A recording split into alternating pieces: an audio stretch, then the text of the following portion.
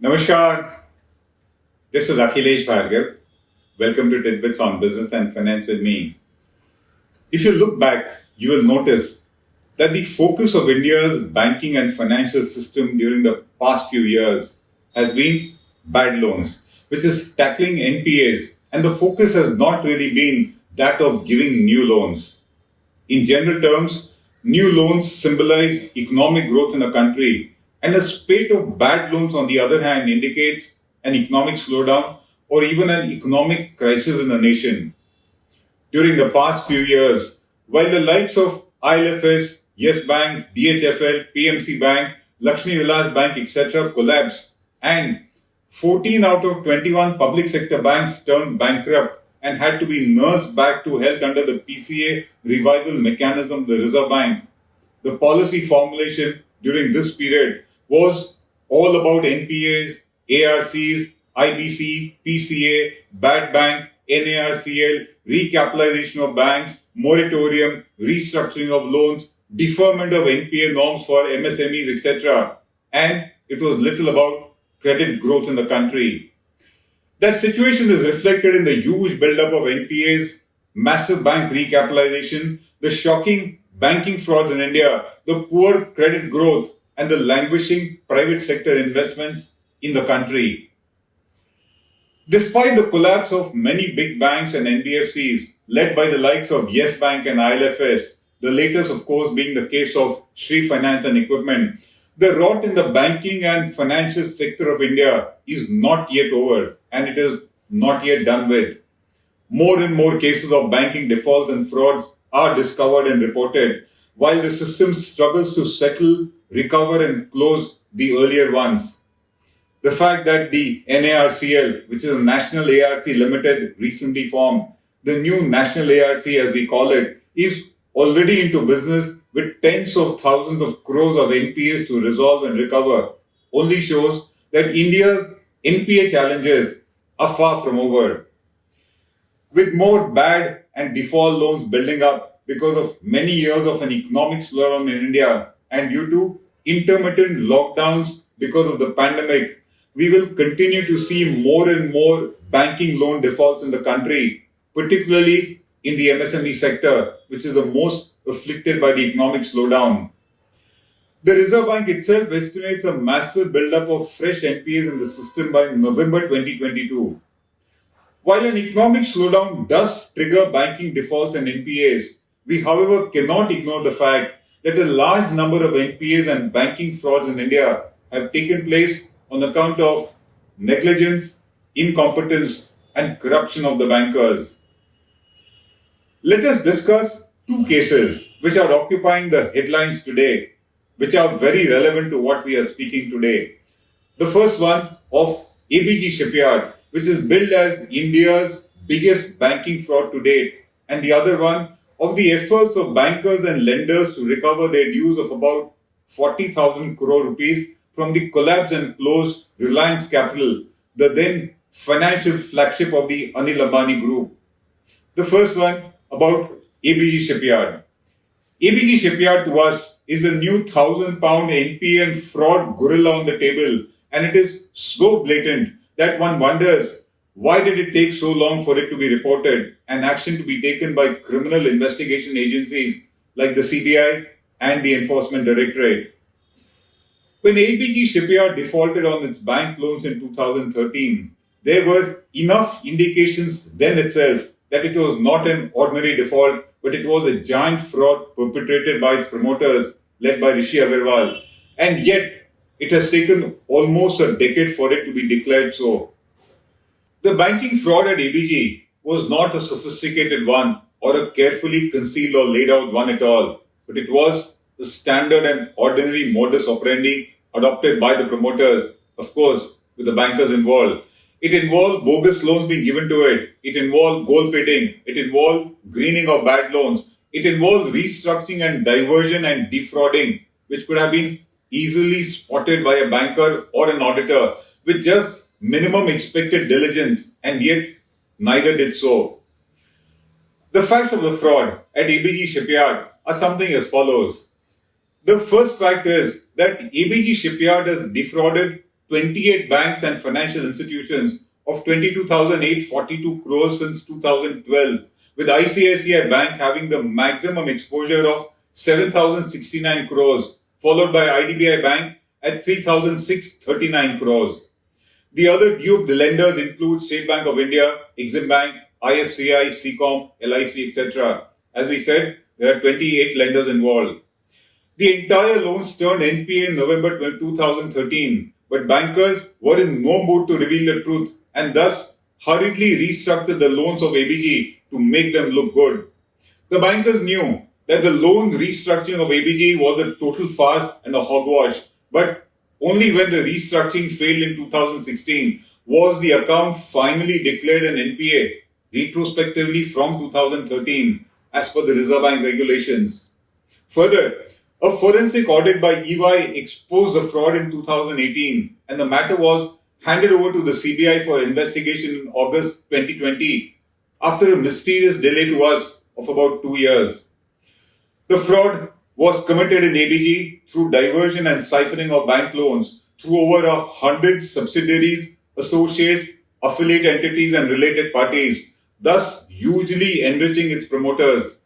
Such siphoning and diversion of funds involved cheating, tax evasion, money laundering, bogus payments, fraud-related party transactions, and Benami transactions and assets in India and abroad, whose payments were obviously made through banking channels using the very bank accounts at the lending banks. Further, the ever-willing bankers gave loans to the company even for projects that never took off, as in the case of ABG Cement, and even against overvalued and non-existent securities.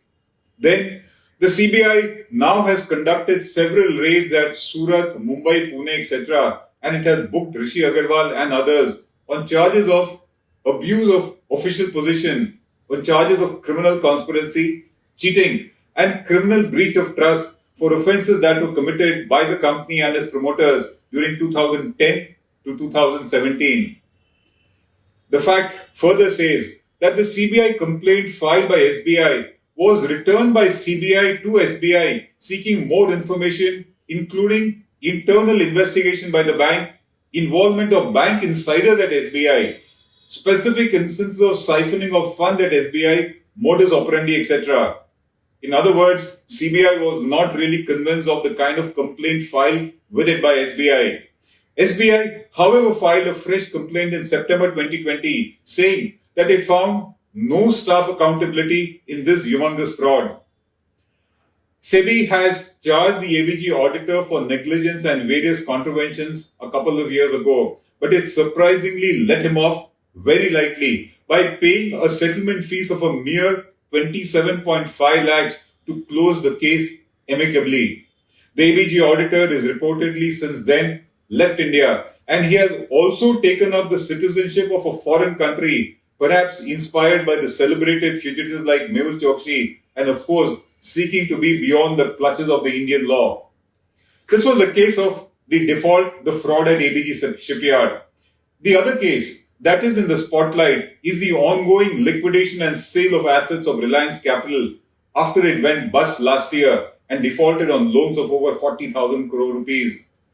The assets put on the block by the lenders to Reliance Capital include its life insurance business, includes its non-life insurance business, includes its portfolio of loans given, portfolio of real assets, its securities and broking business, its ARC, and its stake in its housing and commercial finance subsidiaries. And all that the bankers expect to recover from the sale of this impressive sounding basket of assets of Reliance Capital is just about 8,000 to 10,000 crore rupees, which is a fraction of what the company owes to them. The lenders to Reliance Capital will thus sustain huge losses upon this liquidation and they will not recover their dues.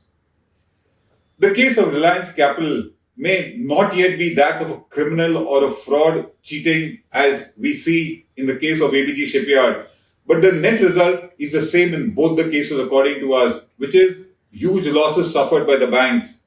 An incompetent and negligent banker, in our opinion, is as bad as a corrupt one because his negligence encourages, facilitates fraud, and enables the siphoning of funds to take place. To us, here are some points for you to ponder, and therein perhaps lies a solution, or therein perhaps lies an understanding of how to mitigate and minimize NPAs and banking frauds in India. The first point to ponder: frauds and NPAs like this do not happen overnight, and a reasonably diligent and honest banker would have easily detected it and nipped it in the bud if he was diligent enough, which he surprisingly was not, even in such big accounts. The second: why do bankers become aware of frauds only after they become too big to be concealed and thus spill out in the open on their own? It only means to us that the rot is hidden by the bankers as long as they can. The third point to ponder: big accounts like ABG Shipyard and Reliance Capital are monitored by very senior bankers in every bank. Their competence and conduct thus needs to be investigated. Further, siphoning of funds happens through banking channels and bank accounts under the very control of the lending bank. It can be prevented by a vigilant banker who spots the suspicious transaction and refuses the remittance. None of the bankers seem to do that. The next point to think over is that bank accounts are in control of bankers, and thus they should be held directly responsible if siphoning of funds take place under their very nose. Diversion of funds therefore takes place in the branch itself under the attention of the negligent and collusive lenders, and that needs to be stopped. The next is that the reasons for giving loan after loan to a bad account and then restructuring it in order to delay reporting only shows banker involvement in the default and the fraud, whether directly or indirectly. Further, we would like to ask, why is there such a huge delay in reporting frauds to investigating agencies and let the crimes or the efficacy of investigation in the crimes be diluted because of passage of time? Further, the supervision and vigilance mechanisms of banks need to be looked into for their own collusion, negligence in these kind of cases. The moral of the story to us is that despite the commercial risk of lending, banks get duped because of their own negligence, incompetence, or lack of integrity very often, and not because the borrower was a very smart cookie. We think that in the case of ABG Shipyard, that is the case. It was not a sophisticated fraud, it was an ordinary one. It was allowed to continue for years together, and that explains why the total amount of the fraud is 22,842 crores. This is Akhilesh Bhargava signing off till we meet again. Namaskar.